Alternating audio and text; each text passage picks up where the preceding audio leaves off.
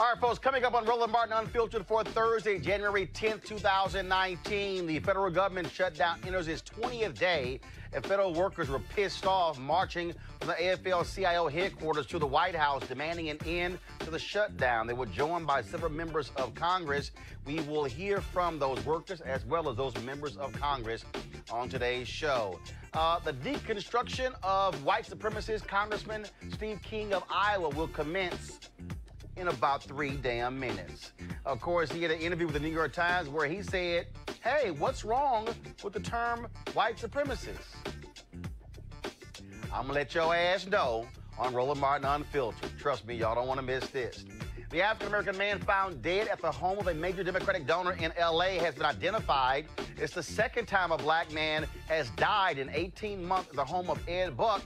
And all of a sudden, folks in LA who are white and gay are finally speaking up. And even national media is paying attention. Where in the hell have y'all been? WFAA's TV, Dale Hansen, delivered a strong, stinging commentary on racism in the NFL, saying it's white privilege the reason Cliff Kingsbury has gotten a job in Arizona as the head coach. Yet brothers can't seem to get any jobs this year. We'll talk with Dale Hansen right here on Roland Martin Unfiltered. Also, the Political Action Committee, Democracy for America, which was born out of the Howard Dean campaign, gets a new leader. She's a sister, and she's black. That's right. My conversation with Yvette Simpson on the show. And it's going to be a post office named after a brother who was lynched. And he was a postmaster. We'll tell you who he is. And Alpha Kappa Alpha being sued by a mother who says hazing caused her daughter to commit suicide. And our series continues profiling HBCU professors. We'll talk with a professor at Virginia State University who's focused on urban agriculture. That's right, trying to get y'all to farm in the hood. Calm the hell down. We'll explain. It's time to bring the funk on Roland Martin Unfiltered. Let's go. He's got it. Whatever the miss, he's on it. Whatever it is, he's got the scoop, the fact.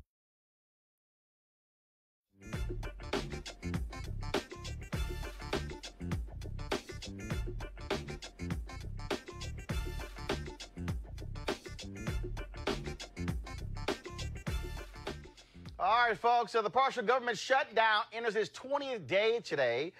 Tomorrow's going to be day 21, which will match the longest shutdown in American history. 800,000 federal workers are either furloughed and at home are working without pay. Well, a bunch of them today went to the AFL-CIO headquarters, which is right across the street from Congress. And so, guess what? They were there protesting, saying, we want to go back to work. So I decided to drop on by and shoot some video and talk to some folks there. Of course, now while they were doing that, you still had folks on Capitol Hill who were arguing back and forth. Now you got Republicans who want to call for a national emergency on the wall. You got Donald Trump saying, I'm not going to sign anything unless we deal with this whole issue.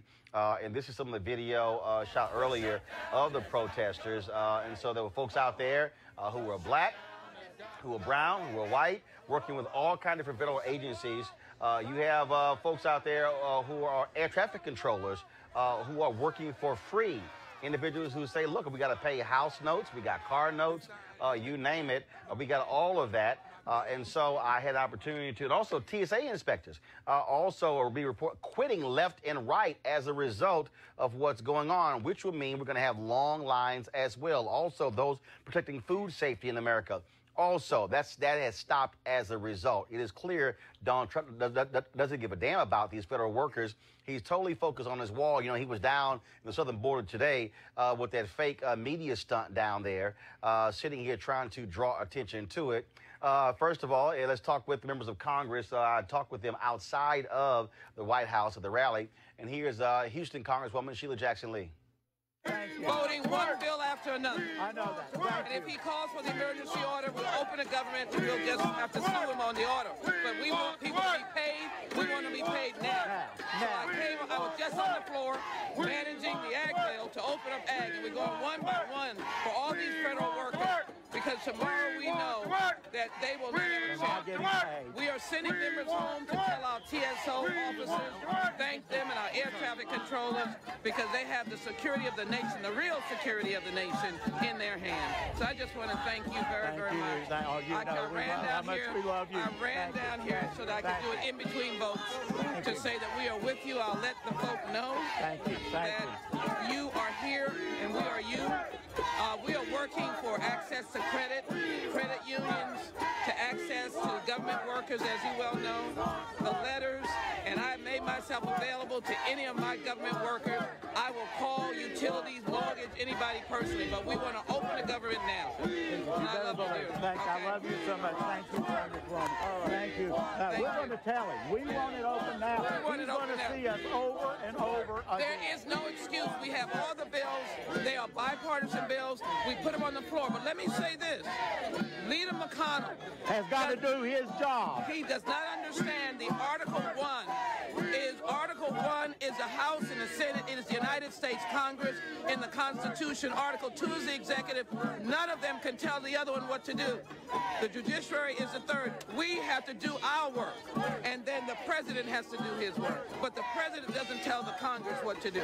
First of all, they call us congressmen and women, but we're representatives. This is a representative government, and these are the people that we're accountable to. We're responsible for their livelihoods, for the safety and the health of their communities and their families. And the current occupant of this White House is threatening all of that.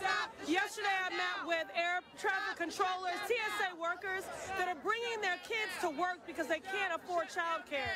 I just spoke with someone there who's been working for the EPA for 32 years in the enforcement office, and that work is not being done, putting Americans at risk. So I'm happy to be here in solidarity. I wish I didn't have to be, that we have to fight for basic respect. No work, you know, no work, no peace. No pay, no peace. And I'll be here until this is over. Because federal workers provide essential services that every one of us as Americans depend on, from the TSA to Veterans Affairs, Treasury workers. People may not get their IRS refund checks this year because people aren't working right now answering the phones at the IRS. So this affects everybody. It's why we're demanding that the President and Senator McConnell pass the House-approved bill so that we can put people back to work with pay. All right, folks, and of course, those government workers were not happy at all, and here's some of them. I'm accountant with EPA. Why was it important for you to be out here today? It was very important for me to be out here because all us that's in the unions are affected by the government shutdown. Tomorrow we won't be getting a paycheck. We have bills to pay. We have a person that's in the White House that do not care about the average American.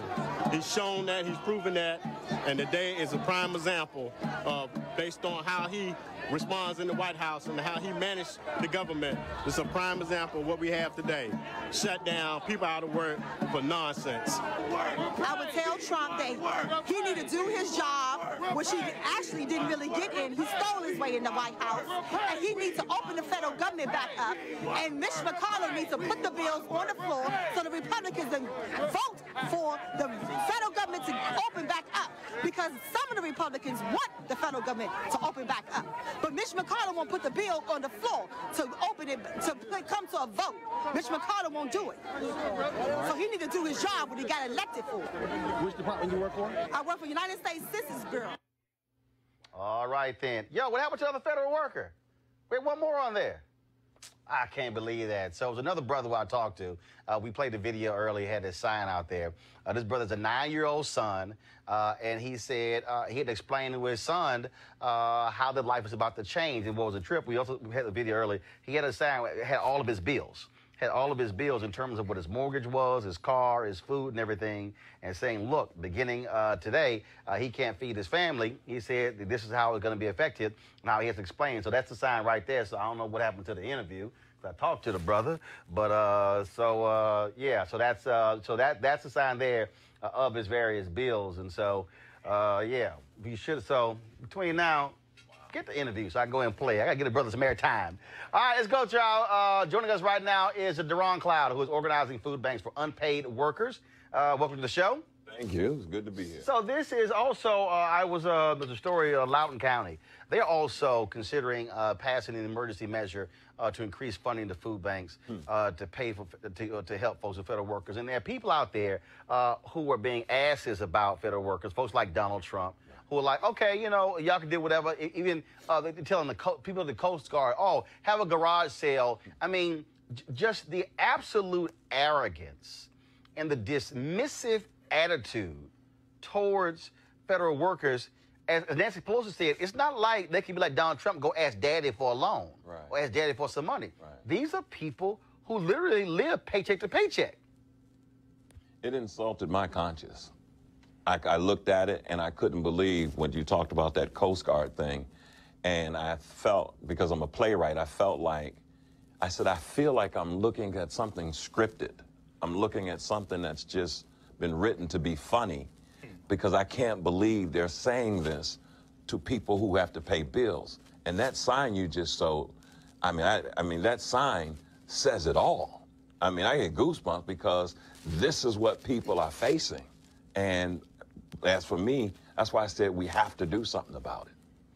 And again, what I hope folks understand, and one of the reasons why I talk to some of the workers out there, is because there's somehow this belief that, oh, no, they'll be all right. Okay, but if you're watching at home right now, imagine you going to work. Imagine you going to work and putting the work in, but you're not getting paid for it. And then there's a possibility that if they, first of all, we don't know how long it's going to last. You've got Lindsey Graham now telling Donald Trump to declare a national emergency to fund this wall. He's saying, I'm not going to do it. He's definitely afraid of people on the right, them criticizing him. And so he might be so spiteful where he'll say, and he's already said it, I'll let it go on for years. I don't care. Right. Well, you know, that's one of the reasons I do the feeding, because as a pastor, I'm on the front line. And on the front line, I started, we're doing an event this weekend, and on the front line, I literally had a sister working on this and then found out she was furloughed. And so she said, this is keeping me from being afraid because I don't have anything to do, and I'm only going to be able to make it one more week. And I realized this is impacting so many people psychologically as well, because they've done all the right things. And then if you play by the rules and then you're getting screwed, it just hurts everyone. I'm going to bring my panel here. C.J. Jordan, Senior Vice President, Government Affairs, Steptoe Group. We also have Cleo Monago, Socio-political analyst and activist, as well as Dr. Greg Carr, Department of Afro-American Studies at Howard University. And again, if you're watching mainstream media, they're having a process conversation. They're having a piss and match conversation. But when we talk, and then they go, okay, federal workers, not getting checks. But the reality is, these are human beings with families, with children, husband, wives, girlfriends, boyfriends, significant others, single, married, I don't care what it is. And when you talk about how we all shop, most folks don't go shop and then you got enough food to last you 2 months. You're buying food on a week by week or 2 weeks at most. And so if you're all of a sudden now talking about, I can't even feed my family, that is a fundamental issue for 800,000 people. Brother, when you show that sign, $1,100 for child care. Did you see that? $600 for insurance. That conversation with that 9-year-old son is involving your health. Man, and we're talking domestically. Let's talk internationally. I've got friends, and we all have friends, probably, y'all know, in the State Department who have been assigned to embassies in Africa. I'm running errands now for people they're furloughed in Nigeria, in South Africa, and these are working-class black folk. It ain't just black, it's brown, it's white. That's the other piece. People understand when you say federal workers, not just those in the U.S., those who are living abroad. That's exactly right. Voice of America, I did an interview today on Martin Luther King, for something from Martin Luther King. The sister is from Senegal. They've been furloughed. They're working, and she said she's got a family. And we're sitting there in the interview, and she's sitting there like, I don't know what I'm going to do. These are working class people, Roland. CJ? I think, look, the president is compassionate. He understands the I'm sorry, gravity. hold up. Which president? President Trump. And he understands the gravity of this. But he's also dealing with the fact that last month, 32,000 individuals came across our border illegally. And that is also have to be dealt with. Now, the president... CJ, The president did give some numbers to Nancy Pelosi and said, we want to work with this number. I'll come down and let's deal with DACA. Hold on, let's back up here. If I recall, let me just let me just make sure. Let's see if this timeline is correct. If I recall, the United States Senate passed a bill to fund the federal government. It passed 100 to 0. They had the assurances of Vice President Mike Pence that Trump was going to sign it. Yes or no? No, that is absolutely correct. Okay, so the Senate passed it.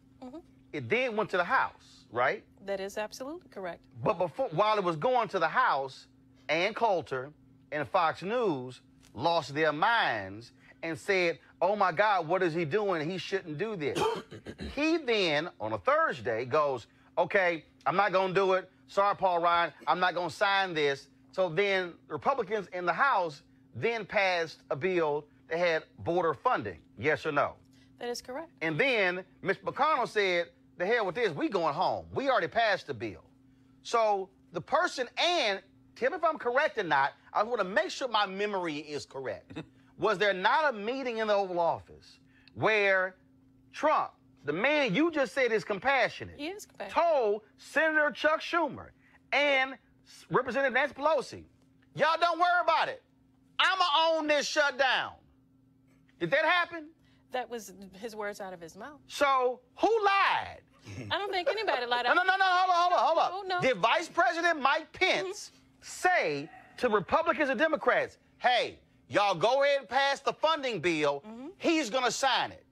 At the end Did that happen? That happened. So who lied? He didn't lie. But how did he didn't lie? Because if he told them he's going to sign it, but then the next day he sends a tweet out and changes his mind, how is he compassionate? How is he also compassionate? He's very compassionate, and he has a prerogative as the commander-in-chief to change his mind. But hold up. How is he compassionate when this man literally like, hey, you know what? Y'all got to deal with it. He campaigned on it. But he campaigned on what? Mexico paying for the wall. On border security. No. He said, he told us. Security. I'm just checking lies right now. Go ahead, brother. He told us Mexico paying for this wall. And he has a prerogative to Has change his Mexico paid for this wall? No, Mexico hasn't paid So for hold it. up. So who didn't lie? He didn't lie. How's he didn't lie? No, it's because if he said Mexico paying for the wall. At the end of the day, what the president also said that in the bill dealing with NAFTA, he would also have Mexico come I'm sorry, hold up. Has that particular, first of all, NAFTA no longer exists because he got rid of it. But the new one. But the new one. Hold up. Hasn't been completely signed. Oh, stop right there. So how can you say he's going to get funding out of something that has not been signed yet? And that's because Nancy Pelosi. Hold up. But wait a minute. Hold on, let me finish. Didn't that deal get signed a few months ago? It got signed, but waiting on Who was in control of the House a few months ago? Congress. Republican Who was Congress. in control of the Senate a few months ago? Republicans. So what the hell were y'all doing? We was working. We're not propaganda. At the end of the day, when the president looked at and his advisors looked and found out that, wait a minute, the bill that the president had promised to sign that was passed by a Republican Congress did not have border wall funding. Hold up. What? But who was in control of the Senate? But it did. Hold up.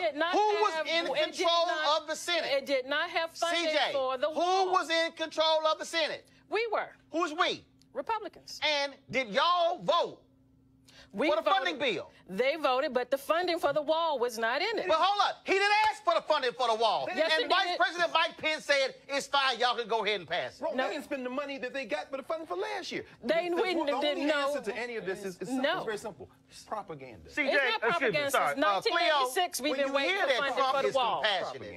Go ahead. He's compassionate. Well, see, from my perspective, well, frankly, I was kind of surprised to hear the term compassionate coming from Trump. But what's missing so far from my perspective from this conversation is priorities, white power and control priorities, Trump, for lack of a better term, all this stuff y'all talking about, there is not what. Also, the people like Trump who are in charge of these decisions don't have the same class challenges that these people have. They can't. No. They can't fathom them. As a matter of fact, in most cases, they look down on them. Like, you poor people can't even eat. You're not even that valuable. But what's interesting about... But even though the white farmers in Iowa, who he screwed with the tariffs, can't get their checks. Right. But we're going back to priorities again, because were white farmers there today? No, federal workers. Oh, exactly. But even though the white farmers were not there today, the white farmers are affected based on what you said. Precisely. But the white farmers, no matter how psychotic it looks to us, if we don't have their priorities, they're on the side of the white power and control agenda. Oh, yes. Which is why they're on the side of the wall. They don't care if they're starving to death and lose the rest of their teeth.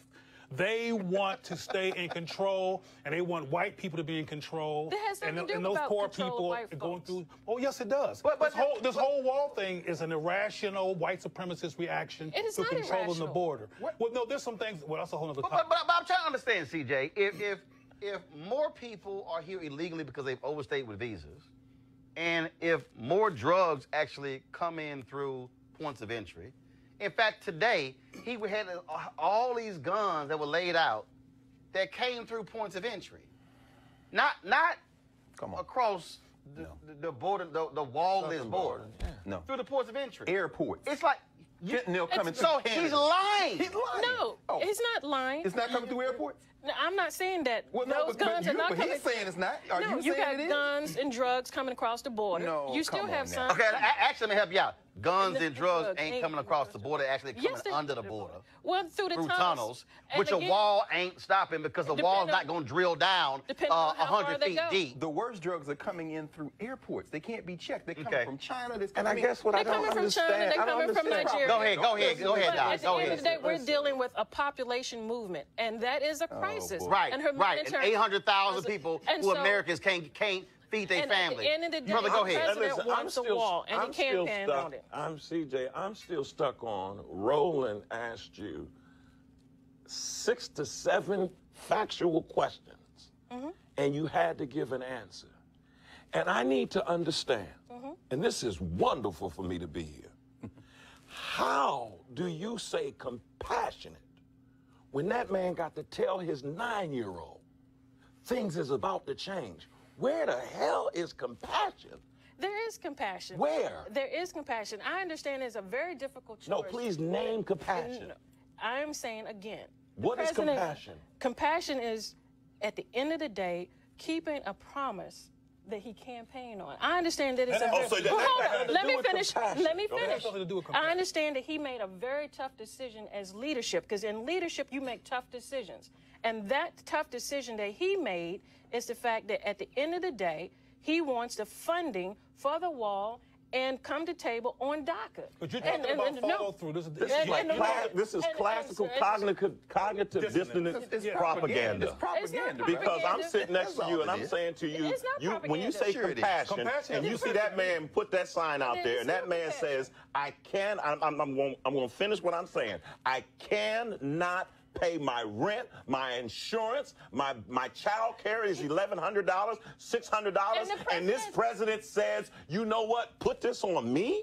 He understands that. And the bottom line is, he understands when you're in leadership, you're going to make very Sister, tough you've decisions. fallen into the miseducation. I'm not miseducated Yes, you at are. all. Cleo, And make so, your final at the end comment. of the day, My final comment is that the question which raised my brow, the statement that raised my brow was the term compassion. Right. He asked you about compassion. Roland has asked you about compassion, and your answers have nothing to do with what compassion means, which means caring, He does which means care. being concerned. But I mean, you're saying that rhetorically, and I think he does care about his agenda. Right. He's a care about he cares about following through with what he says he's going to do for the white nationalist agenda. Not for but white when it comes nationalist to agenda. caring about human beings, he's not caring. And I want to close this. I want to be redundant. He does care You about have human not beings. responded to the question about compassion. You talked about follow through. Trump said he's going to get the wall up.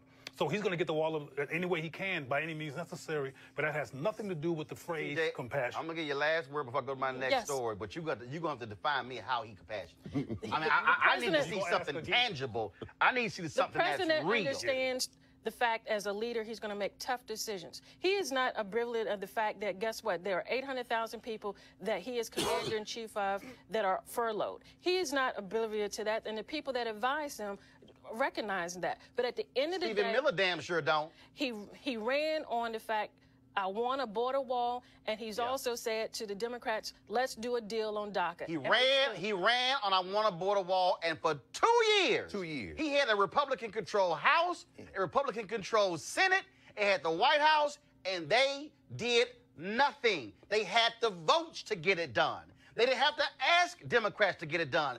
They did nothing. N-O-T-H-I-N-G, all caps, boldface, italicized, underlined. And if you couldn't do a damn thing when you had the power, well then, don't come whining now. Because Speaking at the of power, then you didn't have enough votes. Speaking of, you had the votes. You didn't want to act, but you had no guts because you wanted to pass a $1.5 trillion tax cut for the rich, which has also caused the deficit to explode. That's what you were more concerned about. But let me go on to my, you got opportunity zones when you ain't shown one opportunity yet. All you had was a news conference, and I've been covering it. Let's go to my next story, y'all. We've had several NFL coaches who've been fired this year, a whole lot of them black coaches. And now, of course, you have the Arizona Cardinals hiring Cliff Kingsbury, who was fired by Texas Tech after going 35-40. Now, look, he's a brilliant offensive mind. He was an offensive coordinator at Texas A&M under Kevin Sumlin. Did a great job, but I'm just trying to figure out, is that what happens when you get fired on the college level and then you get one of 32 most prominent jobs in all of sports? Last night, Dallas TV anchor Dale Hansen of WFAA TV had this spot-on commentary. Check it out.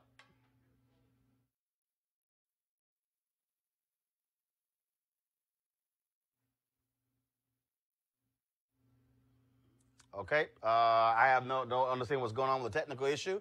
So what we'll do is, instead of seeing the commentary, let's just go ahead and talk to Dale Hansen himself. Dale, how you doing? I'm doing fine, sir. I'm doing fine. All right. Well, haven't seen you in some time since we are on a golf course there in Dallas, but good to talk. First of all, look, now they tell me we had a commentary. Lord Jesus. Oh, okay, so y'all play the commentary, then I'm coming back to Dale. Been a lot of criticism of the Arizona Cardinals hiring Cliff Kingsbury as their new coach. Even my guys Mike and Jonah have been questioning that hire. But Kingsbury fits all the criteria to be a head coach in the NFL. He's an offensive genius, he's young, and he's white. And not necessarily in that order. There have been 6 new coaches hired so far, all white, and 2 coaches of color they are replacing. Stephen Wilkes, fired in Arizona after just 1 year. Vance Joseph in Denver after just 2. But Cowboys coach Jason Garrett is in his 9th year, apparently because he wins so much. A lot of people don't understand how Kingsbury can have a losing record at Texas Tech, no NFL experience, and get one of the 32 NFL jobs. But getting fired at Tech doesn't eliminate him from moving up, at least it doesn't to me. I've had 11 jobs in my life, been fired from 8 of them, and moved up every time.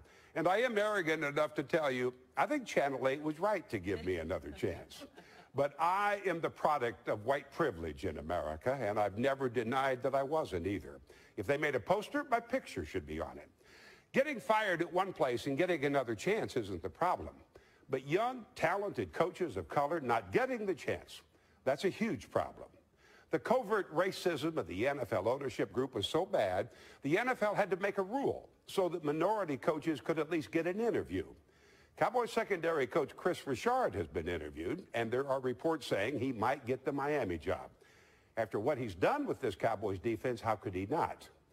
Unless it is true, what black parents have been telling their children for decades now, you have to be twice as good to go half as far. I dream of the day when those parents are wrong, because now they're not. All right, joining us right now is Dale Hansen. And Dale, here's what's stunning to me. What's stunning to me is black coaches are told, go through the system, pay your dues, be a DB coach, be a line coach, and then all of a sudden, get a head coaching job, go to a Division I school, hopefully get one of those jobs and work your way up. And this is, and again, Cliff Kingsbury, nice guy, But there's no way in the world on his resume that the guy has earned to be an NFL head coach. No, he hasn't. I like Cliff Kingsbury. I've talked to him several times, and I do think he is one of those young offensive geniuses that the NFL wants. But there's just no question. My argument is not against Cliff Kingsbury per se. It's against the opportunities that he gets, and so many talented young coaches of color do not get the opportunity. I mean, I do think the Chris Richard situation will be a good test. What Chris Richard has done with the Seattle Seahawks and then coming to Dallas, and what he's done with this defense and being in a position of such a high profile with the Dallas Cowboys, if he can't parlay that into a head coaching job in the NFL, and yet Cliff Kingsbury can, then I think we've identified the problem. Well, same as Eric Bieniemy. I mean, here's a guy who's an offensive coordinator and has done a hell of a job and has paid his dues over a significant period of time. Then also, here's the other issue, because the thing trickles down, that a Kingsbury, or let's say Art Briles' son, who's a hot offensive coordinator who now is at Florida State, well, guess what? Same thing. Charlie Wise's son gets to become an offensive coordinator. I think he's barely 24 years old. And so I always say, well, show me the black guy who's 24 or 25 or 27 who's a brilliant offensive mind, and that also happens. So you have black coaches who don't even get the offensive coordinator jobs in college to even get in position to be a head coach in the college level, and then you can't get on the pro level.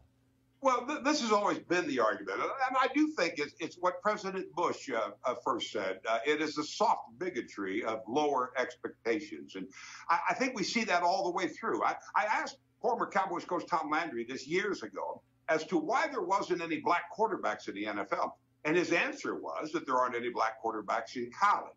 There aren't, at that time, not many black quarterbacks in college because there weren't many black quarterbacks in high school. And when there was a quarterback who played in college, when they went to the NFL, they are almost always pushed to play wide receiver, to play cornerback or safety. I think there is this soft bigotry of low expectations that has permeated the entire system for a long time. We're starting to see it change. But if you don't give a coach an opportunity to be an offensive or a defensive coordinator, if you don't give that coach an opportunity to be a head coach at the college level, how are they supposed to go become an NFL head coach? And yet I've heard people today actually make that argument, that if they want to be a coach, they have to become a coordinator. If they want to be a coach, they have to be successful at the college level. And Cliff Kingsbury, as much as I do like the young man, Cliff Kingsbury breaks all of those rules. He wasn't a coordinator, no NFL experience. His record at Texas Tech, as you pointed out, was a losing record. He never improved his defense to become a winning coach, and he jumped straight to one of 32 jobs in America. Well, it's a broken system, and somebody needs to fix it. Well, and also, and again, people criticize Colin Kaepernick and others for protesting police brutality, but the reason they even have the Rooney Rule is because they were threatened with a lawsuit from the late Johnny Cochran and other attorneys. I was also talking to an NFL writer, Dale. This is what he told me. He said, in the history of the NFL, there has never been a club president who's African American. I'm sure there has. Not a single one. We're doing a follow-up on this, or at least we will be in the next couple of days, because of just what the issue has become. How many black general managers do you have in the NFL? There you go. Ozzie Newsome in Baltimore. There might be one or two others. How many black coordinators do you have in the NFL? Not many. And this is in a sport that is dominated by the young black athlete. I mean, the black athlete makes up about 70% of the NFL rosters. And yet, for some reason, they just can't seem to find the young or even the old black head coach who can motivate and lead a football team that is 70% of color. And I think there again, it is simply the covert racism of the ownership that has been in place for such a long time. And when you see it repeated over and over and over, with coaches not only being given opportunities that a coach of color can't get, and then you see coaches who have failed at the NFL level and get 2 and 3 opportunities to try it again. And yet there is no young coach of color that might have deserved an opportunity. It's not right. I mean, the bottom line, I think we all know that it's not right. I do think it's getting better. I do think it will change. The reality is it just won't change fast enough in my lifetime. Well, I'll tell you what, it is interesting that Kingsbury served under Kevin Sumlin at Texas A&M. Sumlin, very much a winning record at the University of Houston, very much a winning record at my alma mater, Texas A&M, and he's now at University of Arizona with the Arizona Wildcats, but the guy who coached under him is the head coach of the Arizona Cardinals. There's a lot of those examples. I mean, there are a lot of them, as you well know. And I don't know how we break this cycle, but I mean, it is, and it's true in all of society. When you mention there are no black presidents, the presidents, let's assume for the moment, are doing the hiring. They tend to hire people who look like them. Yep. And it's true in every aspect of society. And that's why we need to break this down, to level the playing field. I don't think anyone is asking for more than what they're entitled to, and that is simply an opportunity, a chance to compete. That's all anybody really wants. And I think we need to figure out a way to do that. As James Brown said, what's the line, Greg? I don't want nothing. I don't want nothing. Just open the door, and I'll get it myself. All right, Dale Hansen, keep calling them out. We appreciate it, man. Thanks a lot. Tell everybody in Dallas what's up. That's right. Will do, Roland. Thank you. All right, take care. Go ahead, Cleo. Y'all can argue if I want to, but let's be. We will. Let's look at this from a racial behavioral perspective. The people with the athletic prowess in most of these sports are black. They outshine everybody else in terms of their capacity to get on these fields and do their thing. White people have to have relevance too. Since they can't have the same level of racial relevance and capacity as most of these brothers who are and sisters when it comes to tennis and other means of sports, if they can't do that, they got to be the ones in control, or else they can't handle the whole situation. Did that make any sense to anybody? Did I lose somebody? As the plantation leader. Yes, exactly. The NFL is a plantation. Exactly. I haven't watched the snap in 2 years, and I don't plan on watching. I haven't watched it in a long White time. college football is a plantation. Absolutely. Watch this. The Rooney Rule, named for Rooney, owner of the Pittsburgh Steelers. This is important. When Dale mentioned Tom Landry, one of the quarterbacks he didn't have to compete against was Jefferson Street Joe Gillum. There you go. Who led the Pittsburgh Steelers to a 4-0 record before they gave the job to an affirmative action candidate out of Louisiana named Terry Bradshaw. Joe Gillum was developed by his father, one of the great offensive minds of HBCU football, Joe Gillum Sr. The NFL coaches in the summertime used to go to the HBCUs and pick the brains of the black college brain trust at the HBCU level. Where am I going with this? Very quickly. Coach at Florida A&M. FAMU. FAMU. Of course, Eddie Robinson. They lived on the sidelines in the summertime. This is what happens. The labor of the NFL and white plantation college football is black.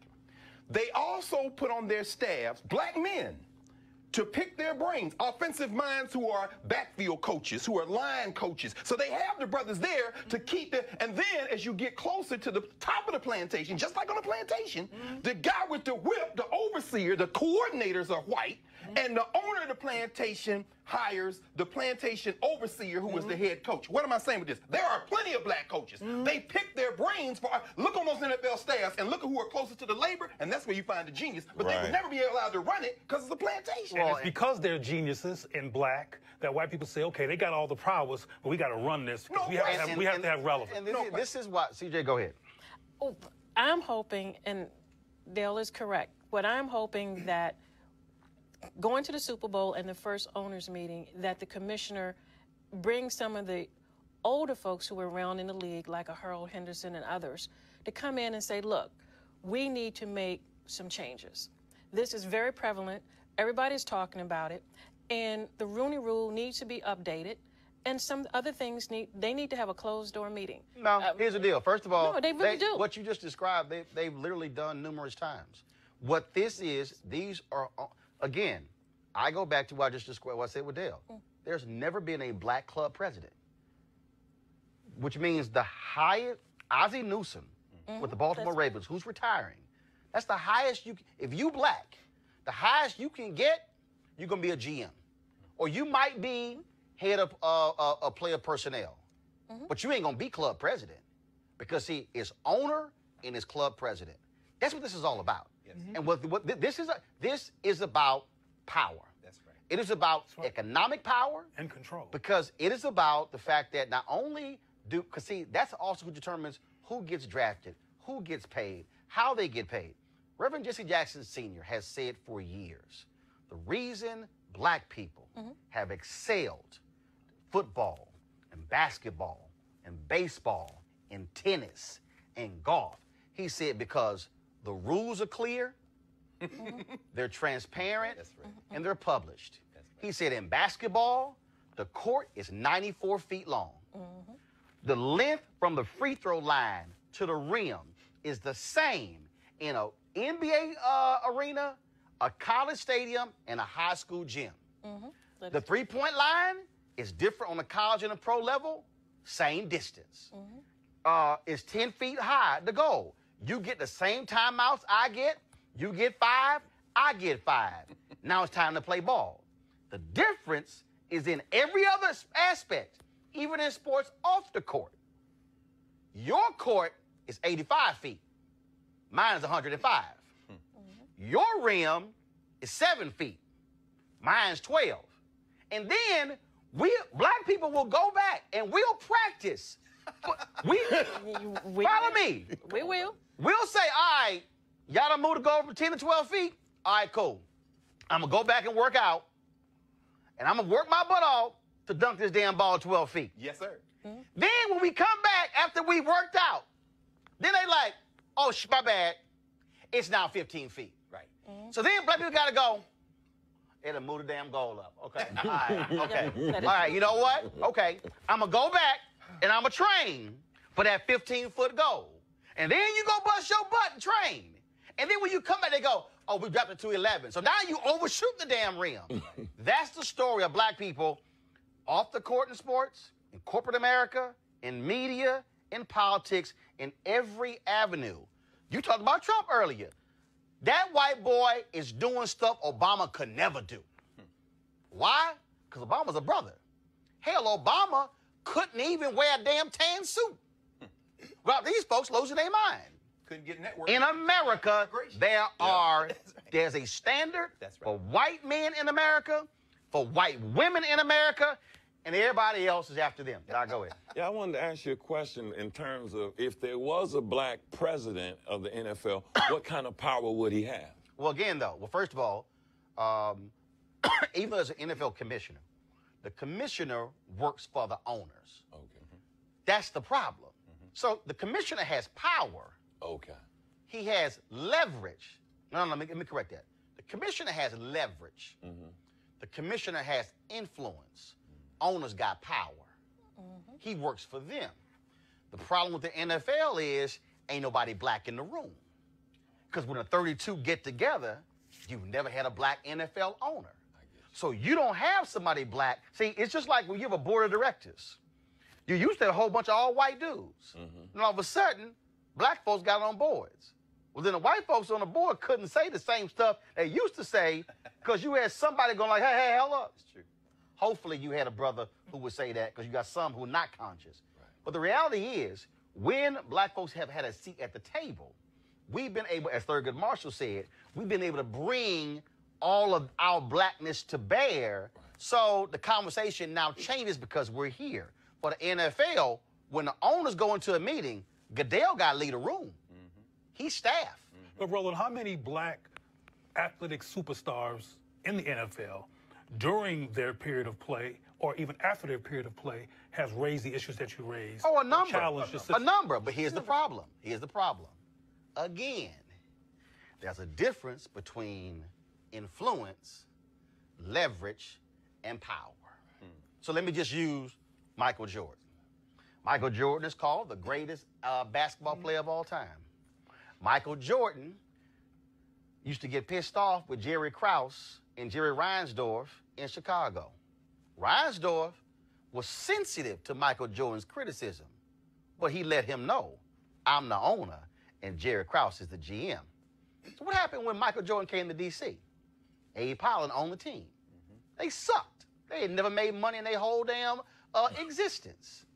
Michael, how he walked and talked and how he rolled, ticked off Abe Pollan. In fact, when Michael was a player, when they had a strike, Michael lashed out at Abe Pollan and said, damn it, if you can't make money with the team, sell it.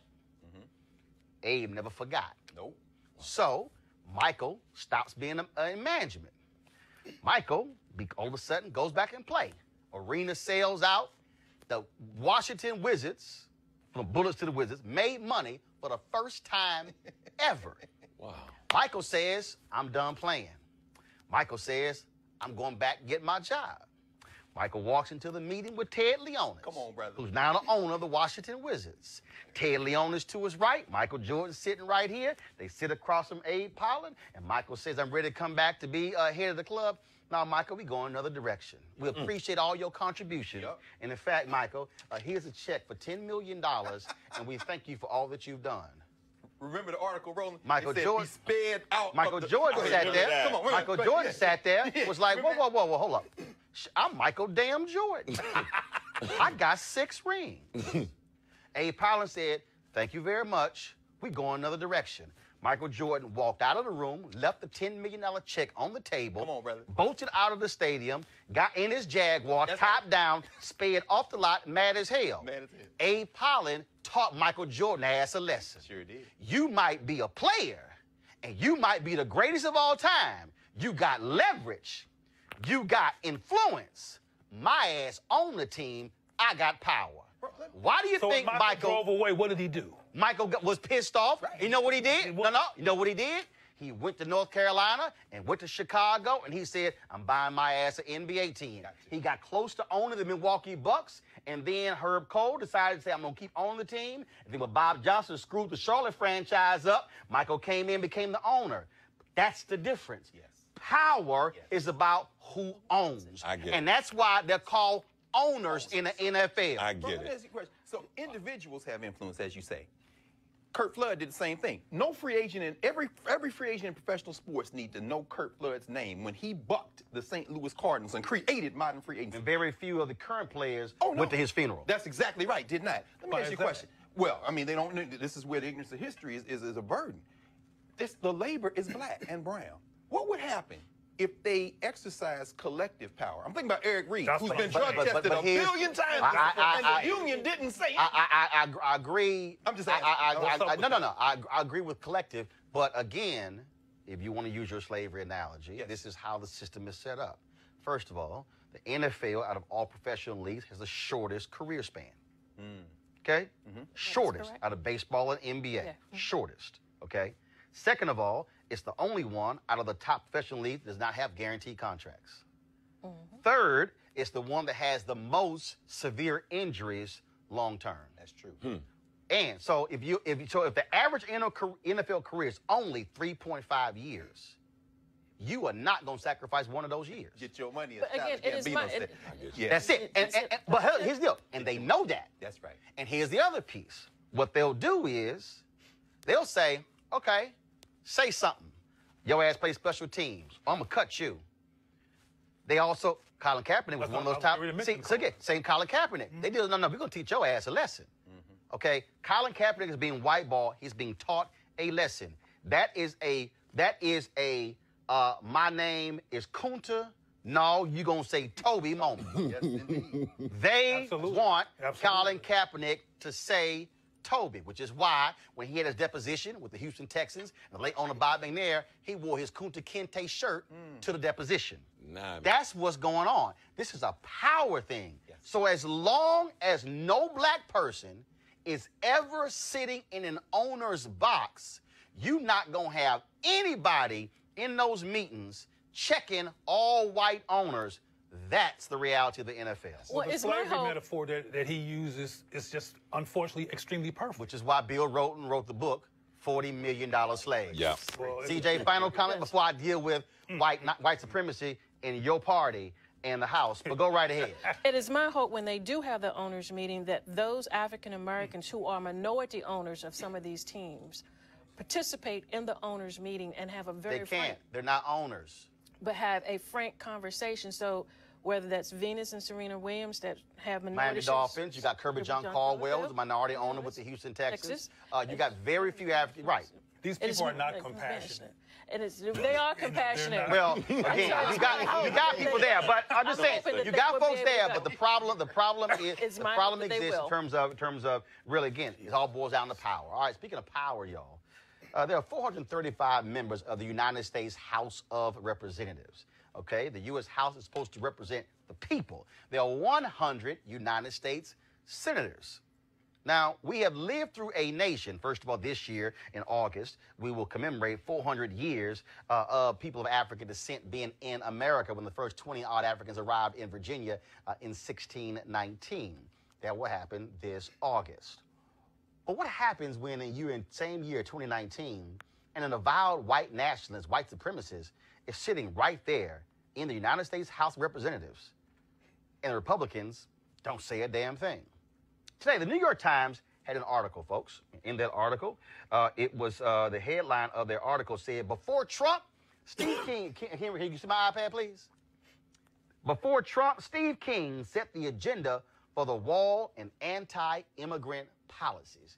Steve King has served in Iowa for the last 9 terms.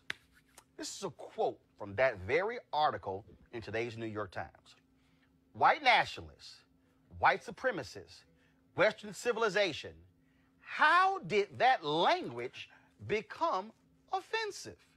Mr. King said, why did I sit in classes teaching me about the merits of our history in our civilization? Y'all, let me say that again. That's Steve King, who is a member of the United States House of Representatives. Now, as a result of Steve King's comment, he was criticized. This right here is a quote from Justin Amash, who's a member of Congress. Quote, this is an embrace of racism, and it has no place in Congress or anywhere. That's Justin Amash, who is a Republican who hails from he's from Michigan. Okay, now let me go ahead and pull this up because Liz Cheney, who is the daughter of former Vice President Dick Cheney. She is a member of Congress. She is over the House Republican Conference. She hails from Wyoming.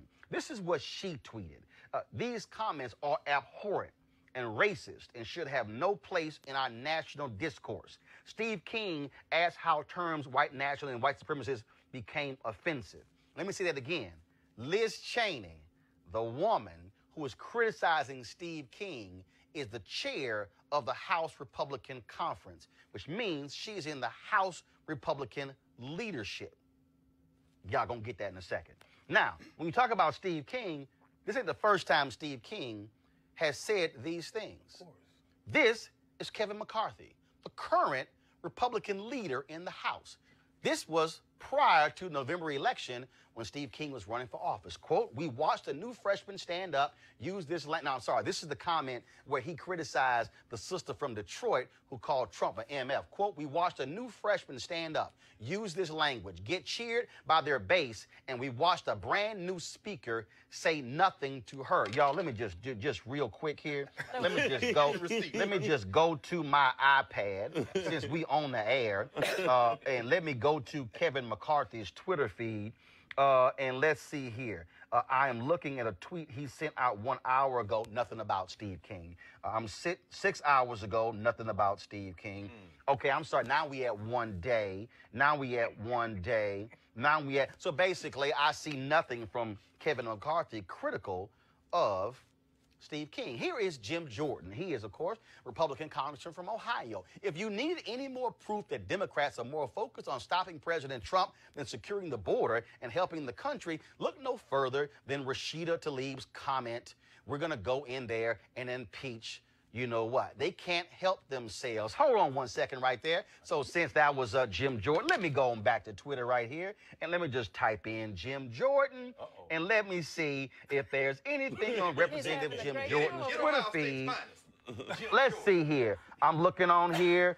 Here we go to my iPad. Let's see. 37 minutes ago, nothing. Let's see here. 4 hours ago, nothing. 5 hours ago, 5 hours ago, 8 hours ago. No, that's nothing from Jim Jordan. Now let's talk about Mike Huckabee. This is what Mike Huckabee, Governor Mike Huckabee, formerly of Arkansas. You know, Mike Huckabee, Southern Baptist Convention minister. Mike Huckabee, daddy of the current press secretary, Sarah Huckabee Sanders. Mike Huckabee, former Republican presidential candidate. This is what he said: disturbing, anti-Semitic, Palestinian Rashida Tlaib. There's never been a nation called Palestine, erases Israel from map in her office. And on first day on, Congresswoman screams obscenities about Donald Trump. Do Dems support this bigotry and hate? While we are here, let me go ahead and go to my iPad and pull this thing up right here. Y'all just bear with me right here. Let's see. Mike Huckabee. You can go ahead and just take the iPad so they can see me typing in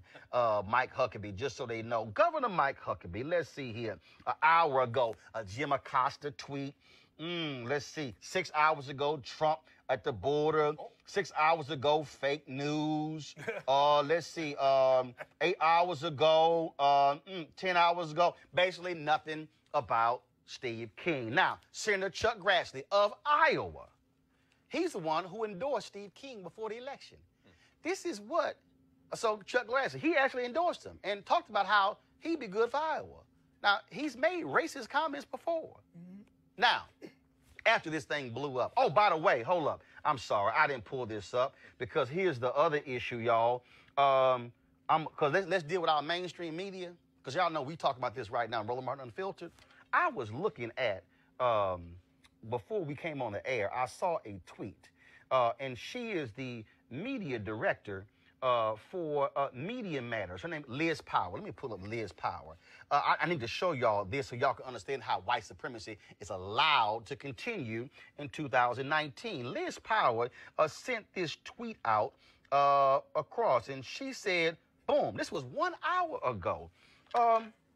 Liz Power tweeted, I can't find a single mention of Steve King on Fox News, CNN, or MSNBC so far today. How/why is this not a bigger story on cable TV? Let me unpack that, y'all. Here you have a sitting member of Congress, Republican from Iowa, who says, how did white supremacy and white nationalism become a bad thing? And the cable networks, MSNBC, liberal, CNN, Trump loves called liberal fake news, Fox News, no, they weren't going to say a damn thing. They haven't said a word. I do recall Jake Tapper talking about Louis Farrakhan and Keith Ellison. Of course. I do recall. Come on now. Fox News talking about Keith Ellison and talking about Rashida Tlaib. Yes. MSNBC even talked about Rashida Tlaib and her calling Trump, we're going to impeach this MF. But you mean to tell me, in a 24-hour news cycle, not one mention of of what Steve King had to say in the New York Times, not in the Pasadena Times, not in the Toluca Times, but in the New York Times, front page. Now, after all this criticism, y'all, Steve King realized that he had to make a statement. So this is what he put out today. The New York Times is suggesting that I am an advocate for white nationalism and white supremacy. Stop. Come back to me. He said the New York Times is suggesting, y'all, the New York Times was quoting him. That was a quote. It wasn't, they didn't imply it. We're not inferring it. It's what his ass said. Let me keep reading. I want to make one thing abundantly clear, because you know there's some white energy behind that. I reject those labels and the evil ideology that they define. Further, I condemn anyone that supports this evil and bigoted ideology, which saw in its ultimate expression the systematic murder of 6 million innocent Jewish lives. Stop! Wow.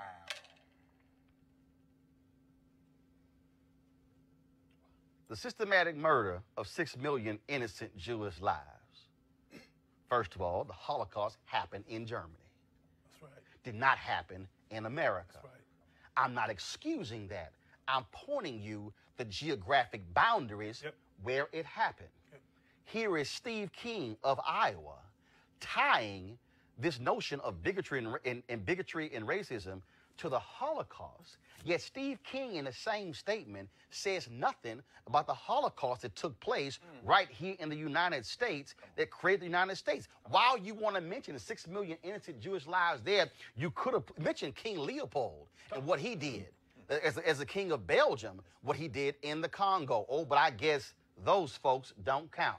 Let me go back to his statement. This is what he said. It's true that, like the founding fathers, I am an advocate for Western civilization's values, and that I profoundly believe that America is the greatest tangible expression of these ideals the world has ever seen. Under any fair political definition, I am simply a nationalist. America's values are expressed in our founding documents. They are attainable by everyone, and we take pride that people of all races, religions, and creeds from around the globe aspire to achieve them. I am dedicated to keeping America this way. This conviction does not make me a white nationalist or a white supremacist. Once again, I reject those labels and the ideology that they define. As I told the New York Times, it's not about race. It's never been about race. One of my most strongly held beliefs is that we are all created in God's image and that human life is sacred in all forms. Now, let me go ahead and help y'all out in the very same statement. Did y'all catch that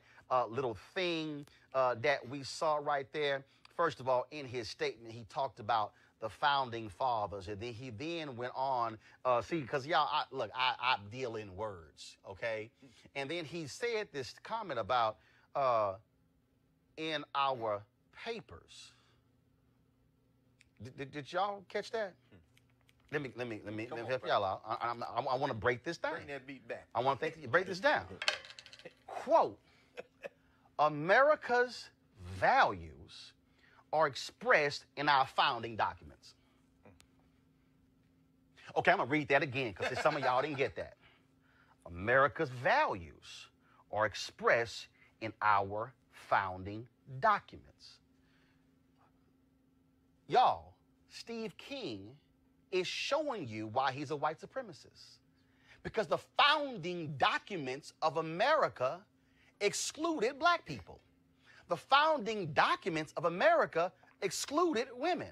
The founding documents of America were all about white male landowners. The founding documents of America stipulated that members of Congress were to be picked, not voted upon, picked by other leaders. The founding documents of America said all men are created equal. Thomas Jefferson, the very man who then owned slaves and also felt that black people were inferior to white people. Yes, those are the founding documents. The founding documents of America put white supremacy in its very document. The United States Constitution itself is a white supremacist document because a nation was founded as a white nation for white men. He then criticizes the New York Times, yet in the same article in the New York Times, Steve King makes a comment saying, as he looked across at the Democratic Party, the new members in the House, he said in the same article, look at it, there's no place for white men in their party. But he said, my comment is not about race. So if your comment is not about race, why are you commenting that white men, for the first time, are the majority in the House Democratic caucus? Y'all, here's the real deal. When Steve King talks about Western ideology, what he's saying is we used to be a nation that was all about white men. And damn it, now we got to move the hell over for these Negroes and for these Latinos and Latinas and for the Asians and for the people who are Korean and Japanese and you from the Philippines and you from the Congo and Haiti and Bermuda and Latin America and from other parts of North America and from Haiti and from Africa and all these places. Why can't we go back and just be a nation that was for white folks, that was for white men, where we had all the control and all the power, and we controlled the schools and the government and the economy, and the rest of y'all could just farm the land and work for us and shut the hell up. That is what Steve King wants. But guess who hasn't said a word? GOP chairwoman Romney McDaniel. Quick to criticize Tlaib, ain't said jack as a white supremacist in her party. Kevin McCarthy, nothing. Donald Trump, nothing. Mitch McConnell, nothing. So Republicans always ask, well, I don't understand why black people just feel that way about us. Why they so sometimey? Because y'all ass sometimey. Because you're going to criticize Tlaib for using motherfucker in reference to Trump, but then you say nothing about a motherfucker who's a white supremacist. Come on, brother. I need you to explain to me exactly who y'all siding with. Should he be censured? Yes. Ben Shapiro, conservative, wrote an article saying, y'all hold up, that's not quite what he meant. But then Ben Shapiro, in his reflexive nature, because he's been riding with the white supremacist Steve King for all these years, actually had to go back and reread what the hell he said. Then was like, oops, that was an update on my article. He then says he needs to be censured and he needs to be primaried in 2020. Why am I saying all of this? Because the 2019 Republican Party has essentially said, we welcome with open arms a white supremacist like Steve King. We welcome with open arms for him to be in our party. Matter of fact, we will see and hold him and cherish his vote as long as he votes our way. He is still on his committees. They've said nothing. And the media has been complicit because they refuse to say anything about Steve King. You know why? Because, see, we just going to let that thing just slide. Because part of the problem is when you look in mainstream media in the executive suites, they look like the very country Steve King longs for. White men running everything. What y'all need to understand that this is the modern day Republican Party. And when Dinesh D'Souza sat in this studio and tried to talk about how Democrats were racist, and they were, I had to remind him, so were Republicans, and so were the Whigs and everybody else, because the reality is America was founded on a basis of white supremacy. That's what the fear is. Earlier, CJ talked about this wall. Why has Steve King talked about a wall? Why is Trump talking about a wall? I keep telling y'all, because they are scared of people of color. The reason the federal government is shut down right now is because of the wall. Because you know who is on the other side of the wall? People that don't look like Steve King. And the people who Steve King represent in Iowa are scared to death because they're like, my God, this used to be our country. When Steve King goes on Tucker Carlson and he's decrying, oh my goodness, what's going on? What happened to our values and our Western ideology? What he is saying is, what has happened? It used to be white people running everything. It's not our fault y'all stopped having kids. It's not our fault that in 10 states in America in the next 5 years, the white annual death rate is going to be higher than the white annual birth rate. And guess what? If every white person in America starts trying to pop out babies right now, y'all still won't be able to catch up. Here's the reality. We ain't going back. Y'all got to suck this thing up. In 25 years, by 2043, America is going to be a nation, majority people of color. And guys like Steve King, it's going to be tough for them. It's already tough for them because they just got to see all this blackness and all this brownness, and they don't know what to do. Because you're going to have to deal with the reality that Cortez and Ayanna Presley, Lauren Underwood, and all these brothers and sisters who not white men, they're not going to be like Toby. They're not going to bow down. They're not going to bend over. They're not going to pick cotton. They're not going to be sharecroppers. They're not going to say yes, massa, no, massa. They're not going to get off the sidewalk when you walk by. They're not going to give up their seat. Steve King, you are an avowed racist. You are a white supremacist.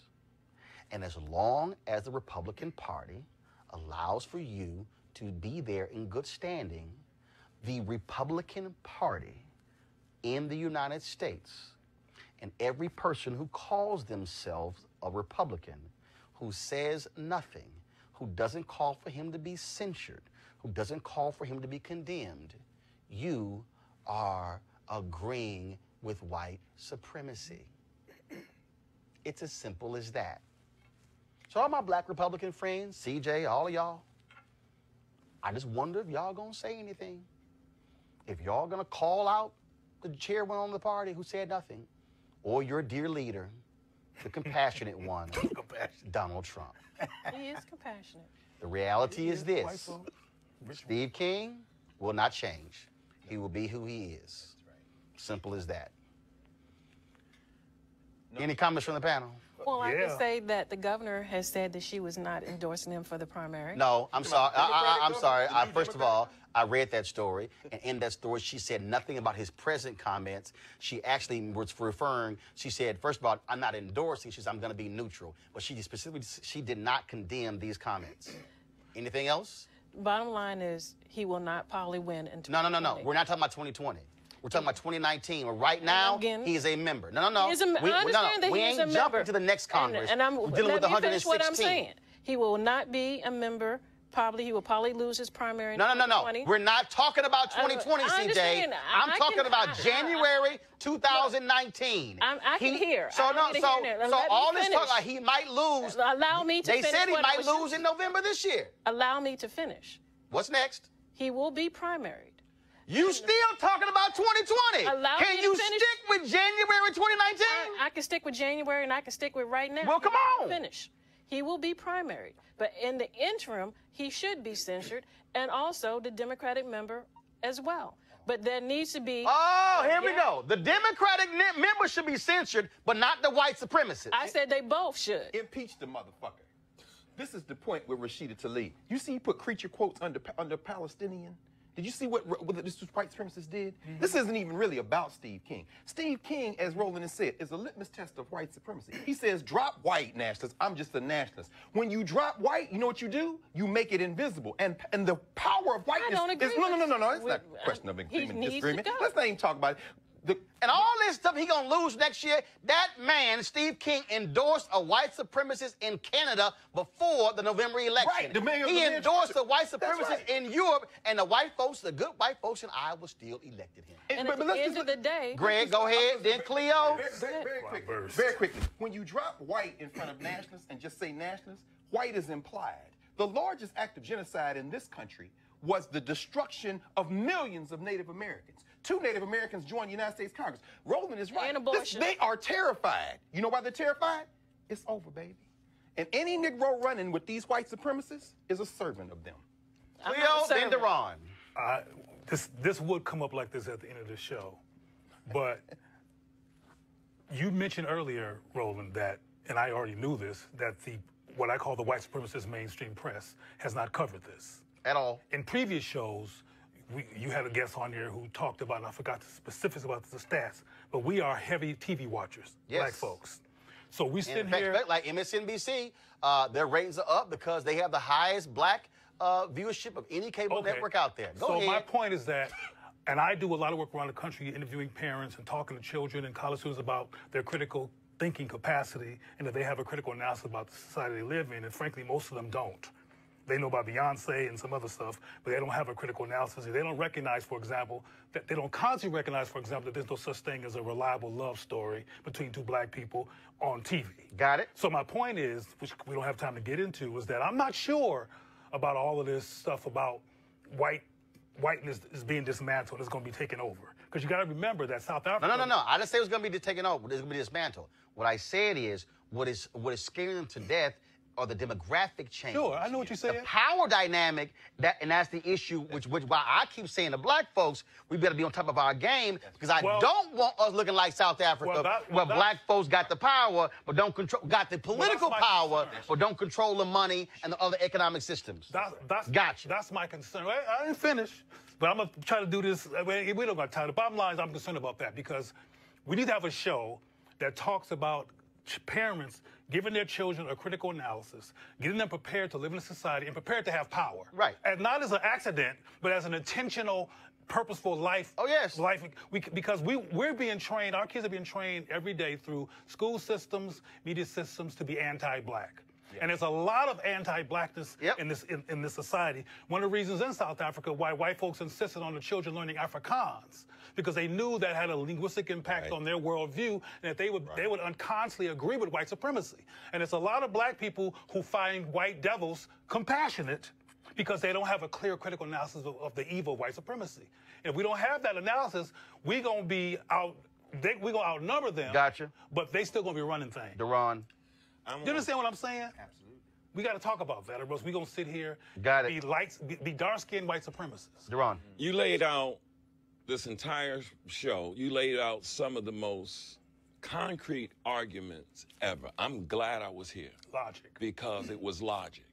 And I realized, and that's why I'm doing this furlough event tomorrow, feeding families. That's right. Because what you're saying, what you just said, is that it's not going to end. Nope. And we're at war. And we decided if I can just say, we're going to feed families, give them haircuts and everything. We're going to feed families. We're going to give them haircuts. We're going to do it at Athletic Republic in Forestville, and we're going to shut down a gas station.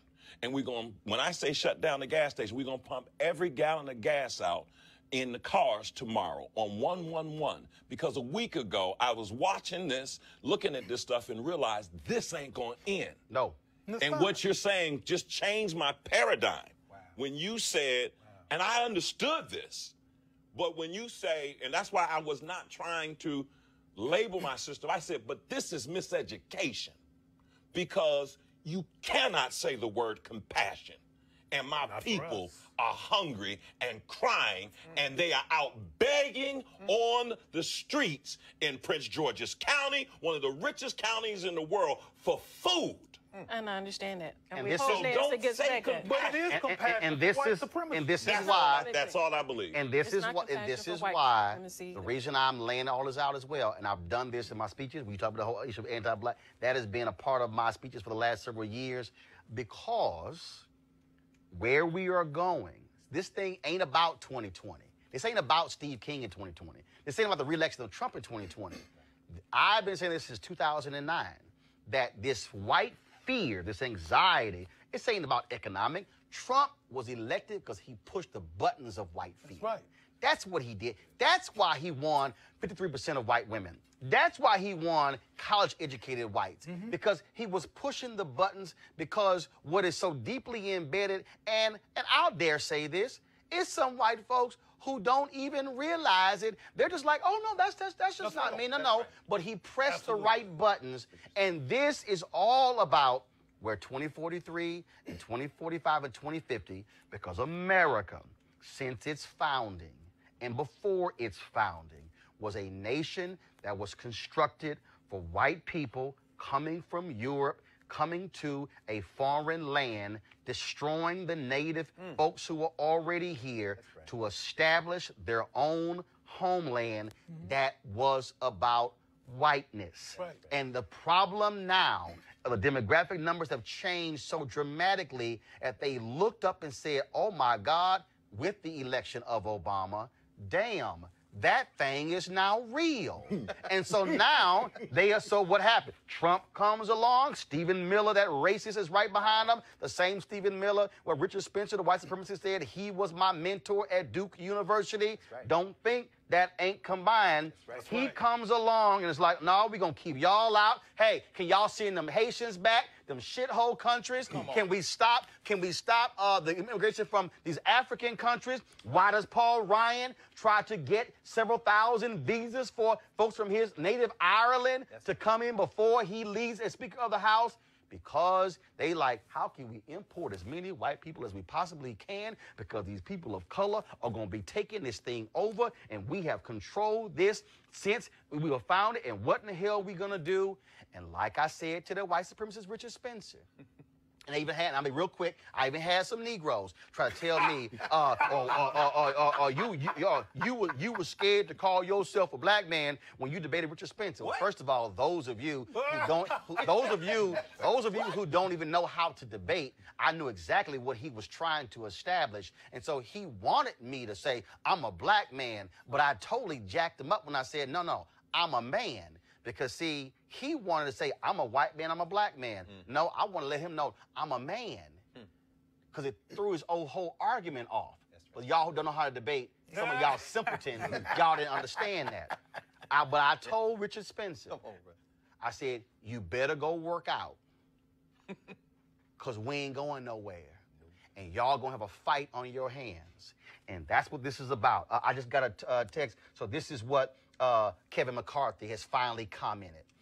Quote, Steve's language is reckless, wrong, and has no place in our society. That's what Kevin McCarthy said.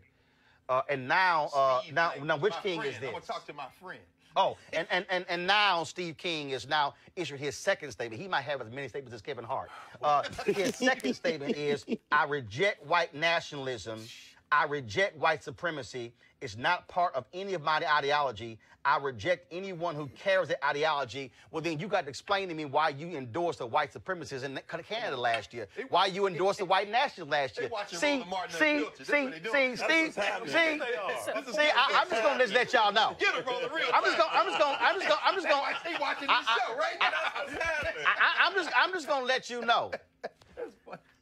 You can't have fleas all over your body and then say I wasn't sleeping with a dog. You can't.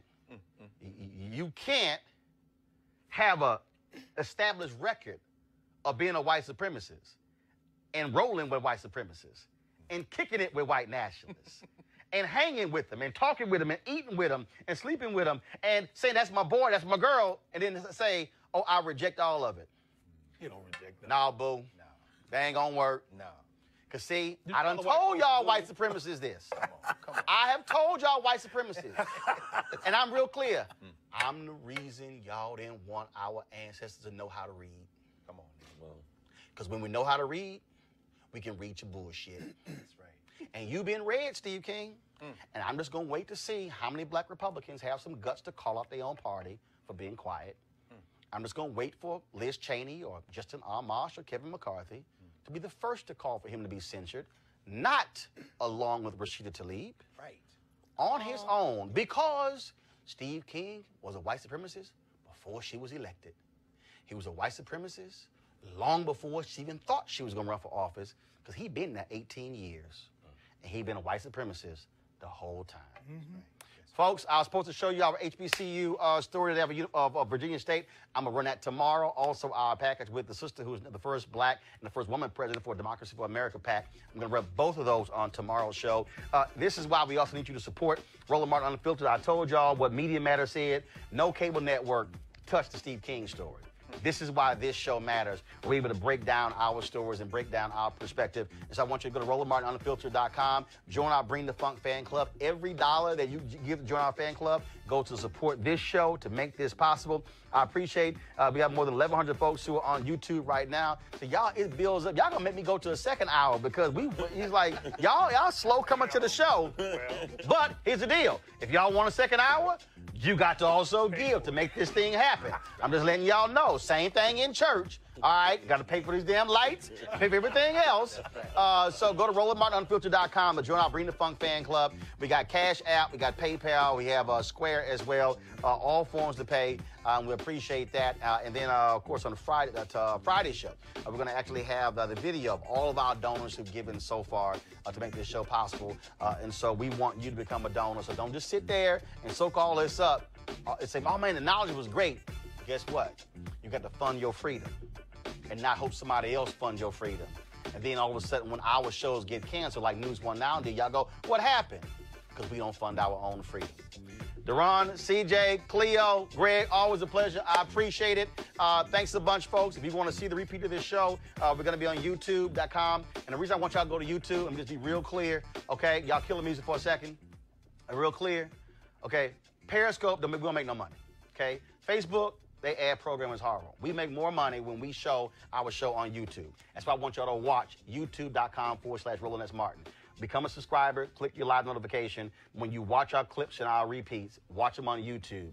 I do the first run on all 3 platforms. But until they're able to generate more money for us, if we get more money from YouTube, That's why I want y'all to go as well. And also makes all of this possible. So please do that. All right, folks, y'all have an absolute great one. I got to go. Black Brilliance. That's what the last hour and a half has been. Holla!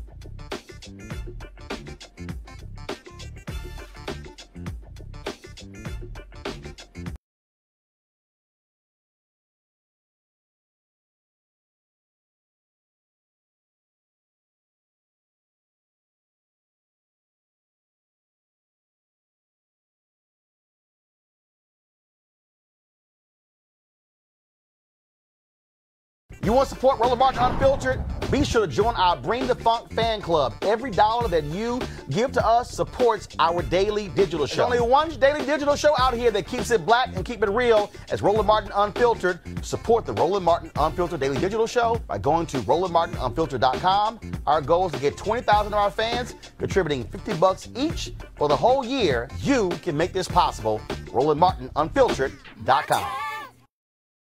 Hey fam, want to check out Roland Martin Unfiltered, the blackest show on all of digital, cable, and broadcast. Check out our audio podcast. There's only one daily digital show out here that keeps it black and keep it real as Roland Martin Unfiltered. Press play.